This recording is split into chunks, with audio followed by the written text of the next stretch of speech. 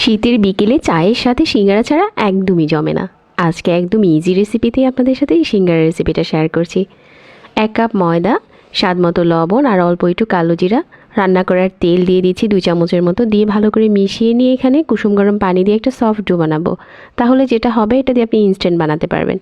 প্যানে তেল দিয়ে 5 ফোড়ন দিয়ে দিলাম আর পেঁয়াজ কুচি, আদা রসুন বাটা, লাল মরিচের গুঁড়া, হলুদ গুঁড়া, ধনিয়ার গুঁড়া আর ভাজা জিরার গুঁড়া দিয়ে দিচ্ছি।